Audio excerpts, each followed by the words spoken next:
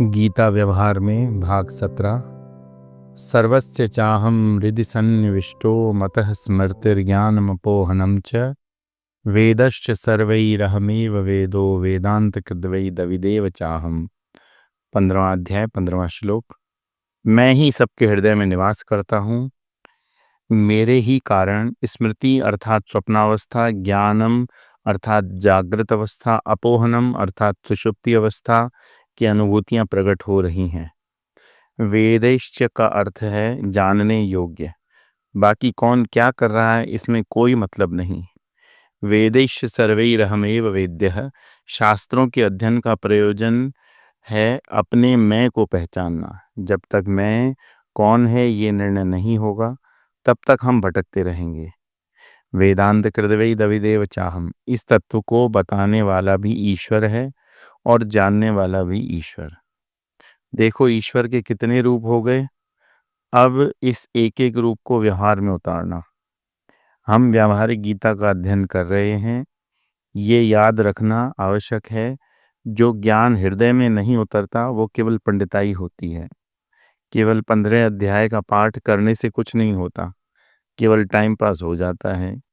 एक एक सिद्धांत को अपने व्यवहार में उतारना, ये ध्यान में रखते हुए भगवत गीता का अध्ययन करना। अभी हमारी क्या स्थिति है? अहम ब्रह्मास्मि, मैं साक्षात परब्रह्म परमात्मा हूँ। समझ में आया? आ गया गुरुजी। आप ब्रह्म हो, मैं नहीं। इसलिए भगवत गीता के सिद्धांतों को ठीक से जीवन में उतारना है। इसके लिए एक एक श्लोक में विस्तार से देखेंगे। यदा आदित्य गतम तेजो जगद भास्यते खिलम। साधक के जीवन में सूर्य का आदर करना सबसे बड़ी साधना है। सूर्य का आदर करने के लिए सूर्य उदय से पूर्व अपने बिस्तर का त्याग करना है। जो व्यक्ति सूर्योदय से पूर्व बिस्तर का त्याग नहीं करता वो अगले जन्म में खटमल होता है। हमारे 3 शत्रु हैं, आलस्य, निद्रा, प्रमाद। जिसने इन 3 शत्रुओं को नहीं मारा वो कुछ भी करे सब व्यर्थ है। आलस्य पहला शत्रु। आलस्य का तात्पर्य जीवन में रस नहीं होना। ठीक है, बस जी रहे हैं। ऐसे व्यक्ति का जीवन सूखा सूखा हो जाता है। उसके जीवन में उत्साह है ही नहीं। आज करे सो काल कर, काल करे सो परसों, परसों भी का करना है, जीवन है अभी बरसों। दूसरा शत्रु है निंद्रा। 2 प्रकार की निंद्रा होती है। एक स्वास्थ्य युक्त निद्रा, जिससे जगने के पश्चात हम तरोताजा महसूस करते हैं। गहरी नींद में हम जब परमात्मा के साथ होते हैं उस समय हम जिस आनंद का अनुभव करते हैं, उस आनंद का जो रस है, जो वासना है, उसका हम त्याग नहीं करना चाहते। इसलिए व्यक्ति नींद से जागने के बाद तुरंत बिस्तर नहीं छोड़ना चाहता। उस समय नींद तो नहीं आ रही लेकिन उठने की इच्छा भी नहीं होती। ये वैसे ही आम का रस खाया, अब उंगलियां चाट रहे हैं। पंचदशीकार उसको वासनानंद कहते हैं। इसलिए जैसे ही नींद पूरी हुई तुरंत उठ जाओ। तीसरा शत्रु है प्रमाद। प्रमाद का अर्थ है एक ही गलती को बार बार दोहराना। जो व्यक्ति अपनी गलती से नहीं सीख सकता उसको कोई नहीं सुधार सकता। जब व्यक्ति पहली बार गलती करता है तो ग्लानि होती है, दूसरी बार गलती करता है तो दुख होता है, तीसरी बार गलती करता है तो आदत हो जाती है, चौथी बार गलती करता है तो गलती करने में निपुण हो जाता है, फिर प्रमाद की प्रतिष्ठा हो जाती है। इस आलस्य निद्रा प्रमाद से निकलने के लिए सूर्य भगवान की उपासना करनी है, जिसके लिए सूर्योदय से पहले उठना आवश्यक है। एक बार मुंबई में त्रिपुरा रहस्य पर लेक्चर दे रहे थे। लेक्चर के बाद व्यक्ति हमारे पास आया और उसकी दाढ़ी बढ़ी हुई थी, मैले कुचैले कपड़े पहने थे। आकर बोला, स्वामी जी हमको आपसे बात करनी है। हमने कहा पहले आप नहा धोकर दाढ़ी बनाकर साफ सुथरे होकर आओ, तब हम आपसे बात करेंगे। दूसरे दिन वो नहा धोकर आए। हमने कहा बताओ क्या समस्या है। बोले स्वामी जी मेरी शादी को 20 साल हो गए। हमने कहा तुम्हारी समस्या थोड़ी है, ये तो तुम्हारी पत्नी की समस्या है, तुम्हारी क्या समस्या है। बोले 20 साल से मैंने कोई काम नहीं किया, मेरे 4 बच्चे घर कैसे चलता है, खाना पीना कपड़ा बच्चों की पढ़ाई कैसे चलती है, मुझे कुछ नहीं मालूम। सब मेरी पत्नी करती है। मैं निकम्मा बैठा बैठा बोर हो गया हूँ। अब मैं कुछ करना चाहता हूँ। हमने कहा हम जो बताएंगे वो करना। No argument no discussion. बोले ठीक है। हमने कहा हमने कहा ठाणे से चर्चगेट 35 किलोमीटर है। रोज सुबह पैदल जाओ, ट्रेन में वापस आ जाना। उसने वैसा ही किया। धीरे धीरे आलस से निद्रा प्रमाद चला गया और कुछ काम धंधा शुरू कर दिया। हमसे आकर बोला, स्वामी जी इतनी छोटी सी बात मुझे मालूम नहीं थी, इसलिए मेरे जीवन में उत्साह नहीं था। अब सब ठीक है। भगवत गीता में भगवान का अर्जुन को मूल उपदेश यही है, क्लव्यम मा स्म गमः पार्थ नैतत्युपपद्यते। जीवन में उत्साह का अभाव होना ही मृत्यु है।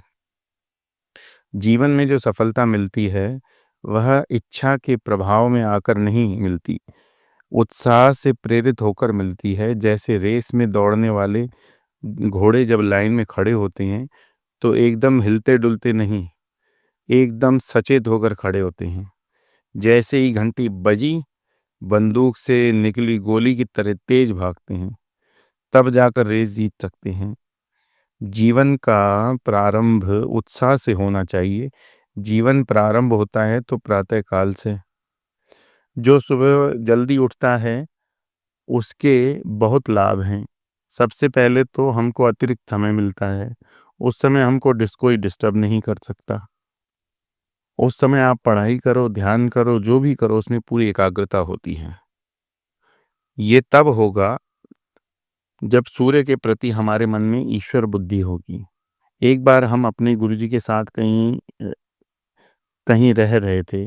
व्यवस्था कुछ ऐसी थी कि गुरुजी का कमरा नीचे था, हमारा कमरा उनके ऊपर। हमारे कमरे के ऊपर हमारे ऊपर के कमरे में चलने से गुरुजी को आवाज़ से डिस्टर्ब ना हो, इसलिए हम उस कमरे में बहुत कम जाते थे। दूसरे के घर में जाकर नहा धो लेते थे। 2-3 दिन बाद उन्होंने हमको बुलाकर पूछा, ऊपर से कोई आवाज़ कैसे नहीं आती? हम बिल्कुल चुप रहे। गुरुजी ने कहा गुरुजी ने कहा मा गुरुजी ने सामने क्या बोलने हैं देखो।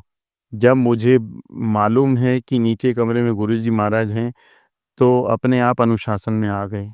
इसी प्रकार से अपने जीवन को आरंभ करने के लिए सूर्य भगवान को आदर्श रखेंगे तो अपने आप जीवन में परिवर्तन आएगा। भगवान कृष्ण का पहला शिष्य सूर्य था।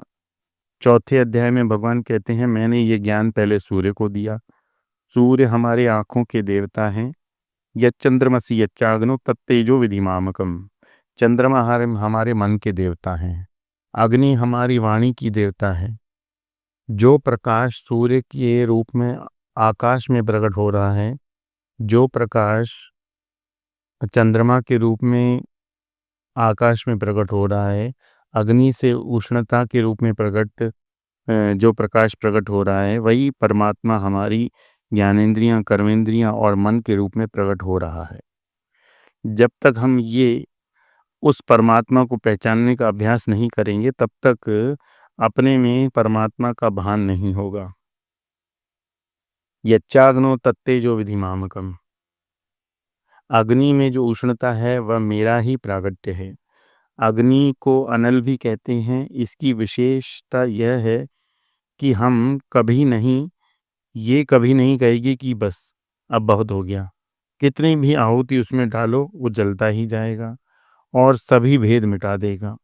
अग्नि की उपासना करने का अर्थ है बुद्धि से सभी भेदों को मिटा देना। जो एक अद्वितीय तत्व है उसको पहचानने का अभ्यास करना। अग्नि कर्म की देवता है। अग्नि के साथ व्यवहार करते समय बहुत सावधान रहना पड़ता है। जो लोग पूजा करते हैं उसमें सावधानी की जरूरत नहीं। सामने लड्डू गोपाल को या शालिग्राम को बैठा दिया, अब उनके ऊपर गीली माला चढ़ाओ या फूल चढ़ाओ, उनको कोई फर्क नहीं पड़ता। वो तो पत्थर की मूर्ति है। एक बार हमको कहीं प्रवचन के लिए बुलाया गया। हम नेताजी ने हमारा सम्मान एक बड़ी सी माला से किया जिसमें बहुत लाल चींटियां थीं। हमने कहा ये बहुत प्रसन्नता की बात है। देश के इतने बड़े नेता हमारे कार्यक्रम में आए, मैं सबकी ओर से उनका सम्मान करता हूँ। मैंने जो माला वापस उनके गले में डाल दी, वही माला। ऐसी माला आप पार्थिव विग्रह को पहनाओ तो कोई फर्क नहीं पड़ेगा, लेकिन किसी व्यक्ति को पहनाओगे तो बहुत फर्क पड़ता है। भगवान रामकृष्ण परमहंस कहते थे कि सामने से शेर आ जाए तो आप उससे निपट सकते हैं। शांत होकर बैठो, दृष्टि बिल्कुल स्थिर हो जाए तो शेर आपको कुछ नहीं कहेगा। लेकिन मच्छर से निपटने के लिए बहुत परेशानी होती है। आकर कान में घूं घूं करके चला जाएगा। इसी प्रकार बड़ी समस्या परेशानी नहीं करती, छोटी छोटी समस्याएं परेशान करती हैं। पहाड़ की चोटी पर आप आराम से बैठ पाओगे, लेकिन एक सुई की नोक पर नहीं बैठ सकते। जीवन में जो छोटी छोटी बातें हैं, आपको उनको ठीक करना है। बड़ी समस्याएं अपने आप ठीक हो जाती हैं। अपने जीवन में उत्साह को लाने के लिए भगवान ने ये 3 बातें बताई। जो आदि भौतिक रूप से सूर्य, चंद्रमा और अग्नि के रूप में प्रकट हो रहा है, वही आध्यात्मिक रूप से हमारे ज्ञानेंद्रिय, कर्मेंद्रिय और मन के माध्यम से प्रकट हो रहा है। हमको इसको समझना है। आगे कहते हैं,